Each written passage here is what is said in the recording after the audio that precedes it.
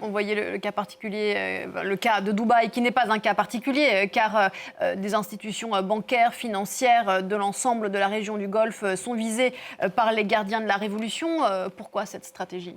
Alors c'est vrai que ça peut sembler presque paradoxal parce que une partie des gardiens de la Révolution ont des intérêts financiers à Dubaï et ailleurs dans le Golfe. On parlait mardi ensemble du nouveau guide suprême Mojtaba Khamenei et comment lui et d'autres ont utilisé Dubaï comme plaque tournante financière pour leurs intérêts, mais c'est dans le cadre de montages financiers qui sont obscurs, complexes et qui ont pour but justement de contourner les sanctions. En réalité, viser Dubaï, c'est surtout poursuivre, et on l'a entendu avec Karim, c'est poursuivre la stratégie tous azimuts des gardiens de la Révolution, du régime iranien, de s'attaquer au système économique mondial, de le déstabiliser, comme ils le font avec le pétrole, avec le gaz, avec le tourisme aussi, finalement toucher là où ça fait mal. Ce matin, ils menaçaient les géants de la tech, à la fois dans le Golfe, il y a Google, il y a Microsoft, il y a Amazon qui ont notamment des bureaux à Dubaï et à Abu Dhabi, il y a Oracle qui a des installations en Arabie Saoudite. Et puis, au-delà des Golfes, aussi en Israël, puisque Israël est un hub mondial pour ces géants de la tech. Dubaï et les autres Émirats sont devenus des centres financiers mondiaux quasi névralgiques. Oui, Dubaï, c'est aujourd'hui le plus gros hub financier du Moyen-Orient. C'est plus de 8000 entreprises financières qui sont installées. Elles rapportent plus de 70 milliards de dollars à l'Émirat en termes de PIB, ce qui représente autour de 13 à 14% du PIB des Émirats arabes unis. Et plus généralement, pour l'ensemble des 6 pays du Golfe, les actifs financiers, ça représente plus de 3000 milliards d'actifs bancaires. C'est l'équivalent, 3000 milliards ou 3300 milliards, c'est l'équivalent du PIB de la France, vous imaginez. Est-ce que cette stratégie iranienne de frappe tous azimuts, ces menaces sur ce secteur ont un impact économique dès à présent ? Alors évidemment, sur le pétrole d'abord, sur le gaz, tous ces pays ils dépendent à 70% au moins du pétrole et du gaz. Ça a un impact sur le tourisme aussi, ça écorne aussi, et là on a entendu encore une fois avec Karim, la stabilité, l'image de stabilité de tous ces pays où on peut en principe investir à l'abri des regards, dans une grande sécurité. Et si on regarde les bourses de la région, eh bien, pour certaines, elles n'ont pas tellement dévissé tant que ça.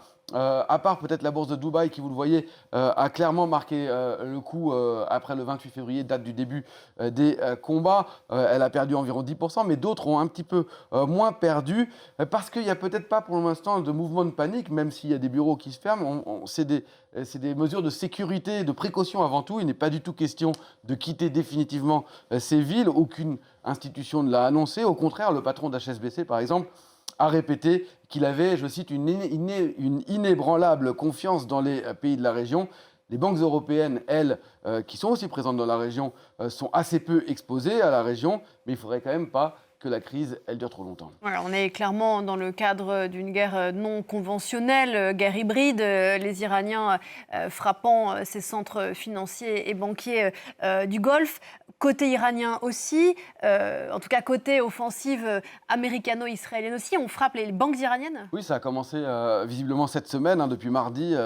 Des frappes ont visé en particulier 2 institutions financières iraniennes, la SEPA Bank et la Banque Melli, causant d'importantes perturbations. Peu avant, leur service avait déjà été perturbé peut-être par une cyberattaque, comme c'était déjà le cas au mois de juin, on va y revenir. Ça, c'est les logos de ces 2 banques.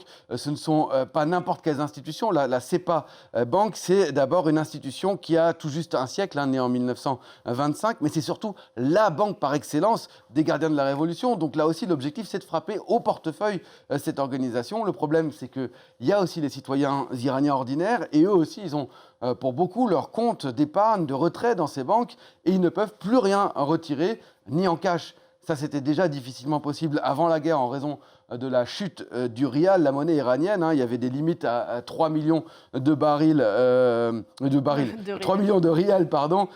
3 millions de rials, ça fait à peine 3 euros. On achète avec ça à peine 2 boîtes d'œufs. C'est donc rien du tout. Mais depuis quelques jours, ils ne peuvent plus payer par carte non plus. Alors, est-ce qu'on est face à une cyberattaque? Est-ce que c'est pas que rien n'est confirmé? La banque avait déjà été visée par une cyberattaque très importante au mois de juin dernier, mais ça peut être aussi une mesure de précaution du régime de cette banque même pour éviter une panique bancaire parce qu'on redoute des retraits massifs alors que plusieurs banques sont au bord de la faillite en Iran, comme on a pu le voir avec la banque Hyundai il y a quelques mois, banque dont on avait parlé là encore dans la chronique sur Mojtaba Khamenei.